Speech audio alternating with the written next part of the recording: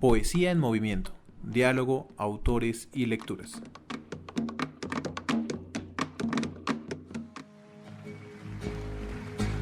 Solo le pido a Dios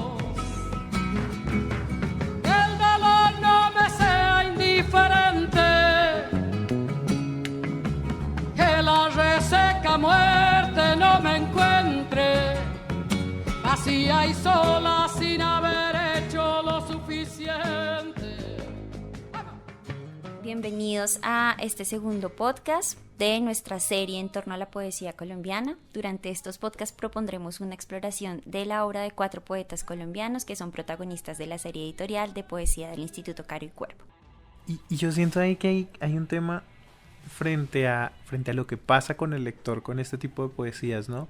Y es que siento que que la noticia nos llega, pero no a todos nos hace sensibles. Siento que le pasa a los poetas, les pasa a aquellos que se dejan un poco tocar por algo que va más allá del amarillismo.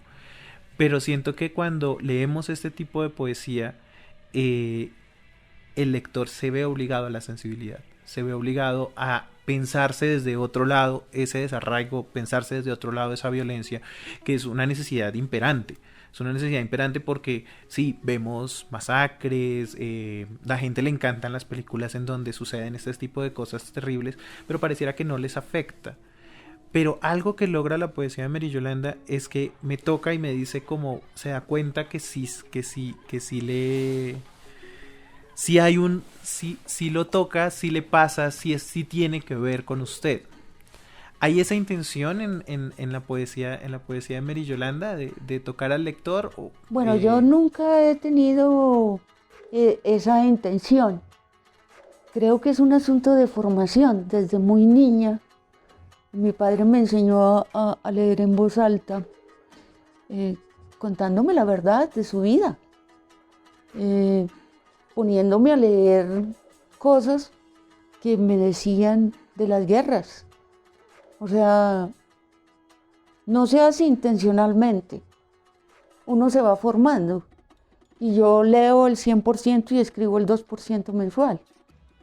En esa medida, pues leo de todo, desde los clásicos en adelante y leo todo tipo de literatura.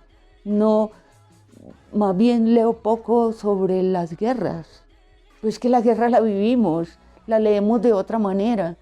No tenemos que irnos a una biblioteca a buscar libros sobre la guerra. Oye, ¿qué? Pues la guerra la vivimos, la sentimos. Y lo que pasa es que muchos no nos damos cuenta que los seres humanos somos todos y podemos integrarnos y podemos sentirnos sin que unos sean negros, otros azules, otros altos, otros bajitos. Entonces, no hay una intencionalidad porque para mí lo esencial es hablar del ser humano. Y vivo en un país donde pues es que nos siguen matando todos los días. Este fin de semana, ¿cuántos mataron? ¿Cómo mataron? ¿Sí? Y no solamente son las masacres, es que cuando no se atienden las ciudades, las poblaciones, no se tienen en cuenta lo que puede ocurrir con los fenómenos de la naturaleza. Esas son muertes indirectas. ¿Y de quién? Bueno, cada uno sabrá cuál es la respuesta, ¿no? Entonces, no hay necesidad de tener la intención o decir, yo me siento a escribir sobre esto. No, es porque eso me afecta.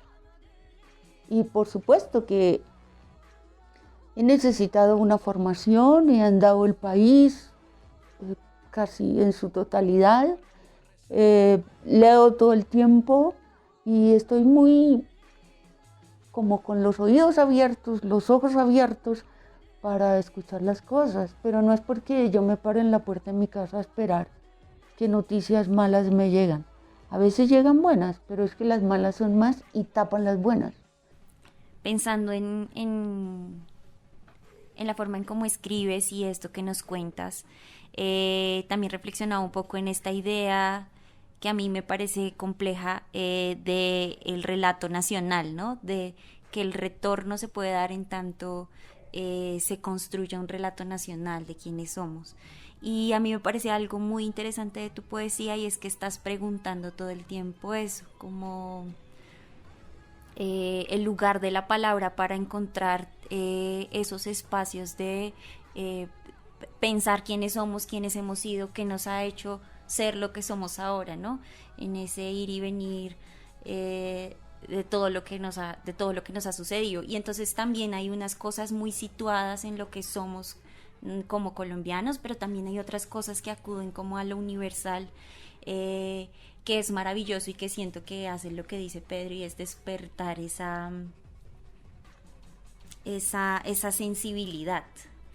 Entonces, pues quería preguntarte cómo cuál es esa búsqueda o esa pregunta por la palabra en lo que tú eres y en tu yo poético, no sé si decirlo así, como en tu yo poético, en tu obra. Bueno,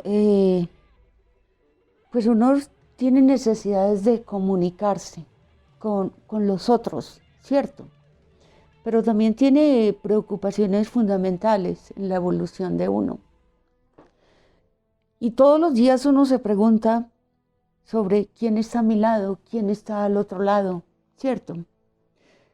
Para eso uno también para construir una obra literaria, ya sea poética, narrativa o una obra artística de cualquier expresión, uno tiene una disciplina, uno tiene una formación, y no necesariamente la encuentra en la academia. Pues ahora es muy chévere porque la gente estudia creación y se gradúan con un libro de poemas, con una novela. Eso es muy bueno. En mi época no tuvimos necesidad de eso. Creo que es como hacer que la piel se vuelva permeable y que por ahí crucen cosas, ¿no? Pero sí necesita uno como alimentarse, ¿no? De otras poéticas, de formarse todos los días, Pero para mí, para la construcción de mi obra, lo más importante es aprender a leer el alma del otro. Es decir, yo no llegué al tema por una moda, ni por un concurso, llegué por una necesidad y pues lamentablemente, digo yo, ni la guerra se ha acabado, ni la matazón en este país se ha acabado, y yo tampoco he podido dejar de mirarla. ¿Qué hago? No son nada comparado con mi pueblo, que desde sus entrañas... Un día para volver.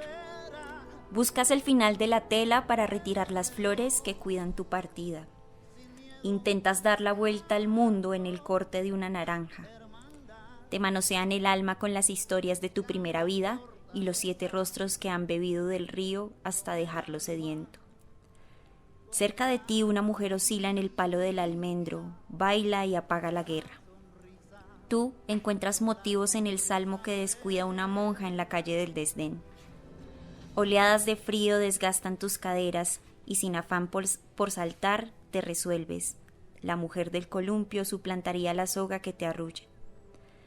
Te quedas en el asombro y en una bocanada de fuego recuperas el recorrido de relojes en tu vientre, porque ella es el último arrepentimiento de Ricaurte en San Mateo, la risa de un payaso por la calle del burdel, la voz que le hace recobrar los carritos en la plazoleta, la primera vez que cruza el Magdalena con los brazos abiertos, la inaugural torta de Navidad, la chocolatina contra el resfriado, la última noche del himno nacional, la primera vez que lee azul en su reloj de ferrocarril, el beso de América Latina libre. Digamos que en la poesía Mary Yolanda se nota un dolor de país, es decir, hay un país que no sale de este problema, pero no se limita al dolor, es decir, hay un ejercicio de esperanza, hay un ejercicio de plantearse que puede haber algo más allá, que en este poema en particular a mí me llama mucho la atención, porque pareciera que esos motivos que parecen no sé si la palabra es arquetípicos o estereotípicos más bien, de lo que es la identidad nacional, entonces se ponen allí como para brindar ese ejercicio un poco de esperanza en esa mujer que nos brinda esa posibilidad, ese último aliento de San Mateo. Entonces quería hablar como eso. Hay de todas maneras algo de esperanza, se podría plantear algo de esperanza, pues en esta situación tan tribulada que pues nos tocó vivir. Bueno, el ser humano siempre tendrá esperanza, ¿no? Y